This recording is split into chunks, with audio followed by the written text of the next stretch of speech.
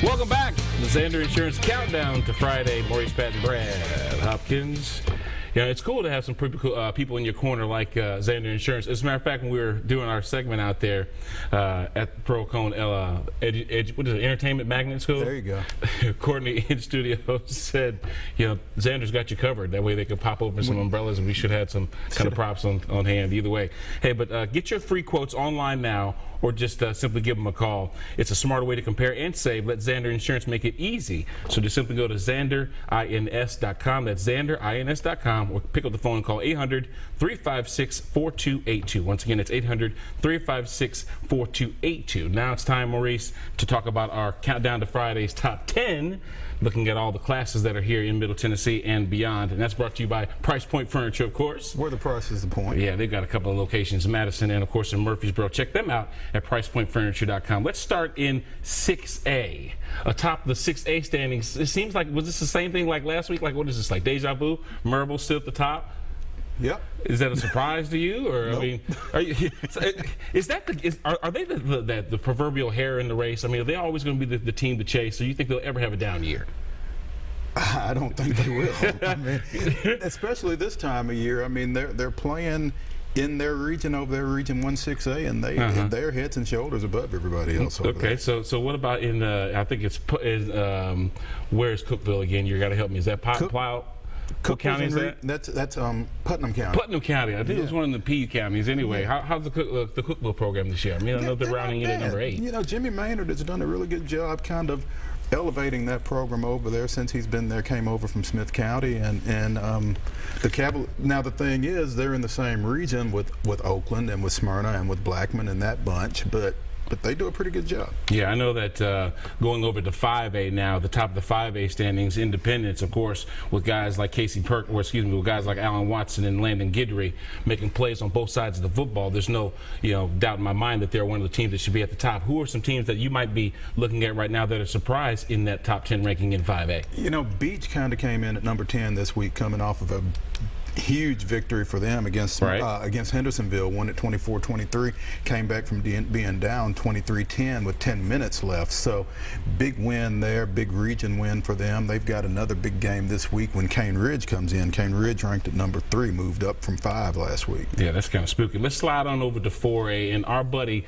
Steve Matthew, the coach at Knoxville Catholic, sits atop the 4A standings. Am I correct? You are. They're the defending state champs, and if you saw that offensive line, you would understand why they're at number 1. They're huge up front, and they've got some talent behind them with one kid who's already committed to Clemson, Amari Rogers, and one of the offensive linemen is committed to UT. So they're the team to beat in 4A right now. Hey, look at our buddy Tony Brunetti down there at number 4. Is that where they need to be, or what do you think? Right about now, that's probably good. Look right ahead of them at Marshall County at number 3. They lost to Catholic in the 4A state semifinals last year, and looking like they're in position to get back to that point at least. And if that happens, Knoxville Catholic would have to come to Lewisburg, so that's huge for them. Marshall County's got a big game coming up Friday night when Giles County comes in a big Region 4A game. How long will Ridgeway and Knoxville Fulton be deadlocked at 6, do you think? This week. Yeah. Well, obviously someone's got to win, someone's got to lose, right? Oh, absolutely. You don't expect them both to win, I would anticipate. Let's go to 3A, and the top of 3A standings in Class 3A is Alcoa. I mean, that's usually a pretty good program too, right? Absolutely. It's what's funny about that is they and Maryville are in the same county, Blount County, just outside of Knoxville, and they're both just so dominant, so close together. It's kind of crazy. All right. So, and moving over to 2A, Adamsville, followed by Boyd Buchanan. Marion County rounds up the top 3. But no surprise there, huh? Keep an eye on Watertown, though. Okay. You got circling Watertown right now as we speak. The Purple Tigers coming on. They've got a big game in their region coming up here in a couple of weeks against Forest, who is at number 6. So big matchup there when those two get together. All right, and the top of the 1A class is Dresden, followed by Union City and Greenback in Wayne County. Hey, Nashville Christian School comes in at number 5. They make the top 5. Yeah, they lost a tough one to White House Heritage a couple of weeks ago, but they bounced back. They scored 69 against Pickett County the other day, won it 69-6. So little younger team relative to last year, but you know Jeff Brothers does a great job, and he's going to have those guys in the hunt. All right, let's slide on down to Division II AA, and of course Baylor. I'm not saying of course because that kind of flip-flops every now and then. Baylor is sitting atop that division right now, followed by MUS, and of course Brentwood Academy comes in at the top three there. That's no surprise really that Baylor is that program this year. Is it to you? Well, not necessarily, but we'll see if they're still that program this time next week, because Baylor comes to Brentwood Academy Friday night. So that'll be a huge game. Number 1 versus number 3. That's going to be a raucous atmosphere, you know? No doubt. Yeah, I will say that I'm not surprised by any of these standings right now, but I do like to see some of the local kids obviously get a shot to be in the top of the Class A, because that's really what it's all about. How about some games this week? Where are you going to be specifically on Friday, taking in something? I know I kind of put you on the spot there, No, but okay. just thinking about, you know, obviously you're a man on the streets or whatever else that wants to see these guys up close and personal. Where are you going to be camped out this Friday? I'm going to slip down to Lewisburg for that Giles County game. I Okay. think it's going to be a good one. Lot of storylines there in that Giles County. David O'Connor is back there. He won a state championship in 2009 at Giles County. Bo Wallace was his quarterback. Bo Wallace, who went on and starred down at Ole Miss. Bo Wallace is now an assistant at Marshall County, coaching his brother, Bryce Wallace, who threw for 300 yards last week in a win over East Nashville. So there's a lot of intertwining there. Thomas Osteen is the head coach at Marshall County. He was offensive coordinator at Giles County when they won the state championship. So you got two coaching staffs who are really familiar with each other. And that rivalry is already a big one. They've played 55 games. It's tied 27-27-1. So they get after each other, and Friday night will be no different. What about Region 2 6A? Obviously, Oakland at Blackman usually is a pretty good game. It's not the record that Blackman wants to start the season, but they do get to host a pretty good team with a lot of commits at the Division I level. Man. Absolutely, a lot of talent on the field for Oakland, starting with the two Southeastern Conference commitments with Jacoby Stevens headed to LSU and Caleb Oliver going to Mississippi State. Also a lineman, Elijah Dobbins, who is headed to MTSU, but they've got talent all over the place.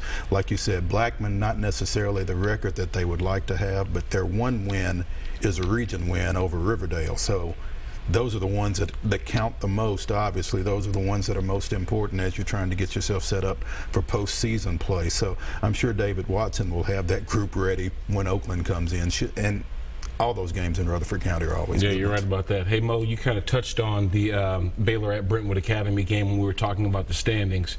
Just talk about some of their players. I know that Brandon Harris is a guy who obviously returned a punt for a touchdown in week 6, or a pick 6 last week in that 38-6 W. But this is going to be more than just a battle for 1 versus 3. I mean, this is like for almost all the marbles, would you not say? Well, the thing is, in Division II AA, everybody goes to the playoffs, so it's kind of for seeding, and you know that most likely you're going to see each other again. So I don't know exactly how you coach in that atmosphere, knowing that regardless of what we do, there's a chance we're going to see each other again in November. So how much do you show? How much do you hold back? That kind of thing. I think it's a pretty fascinating development there in 2AA in particular. Yeah. So what we've got coming up for you guys next is a segment that Maurice and I like to call Prep Rewind, and that's brought to you this week by Classic Sports Barbershop. It's in the middle of beautiful Franklin, Tennessee. Now, we caught up with Keith Bullock, and I asked him basically, you know, what to do what a bald head does in the barbershop. And his answer was so eloquent, wasn't it? It's for the conversation, simply. So I would have those that do need a cut to go down to Classic Sports Barbershop down in the middle of Franklin, Tennessee.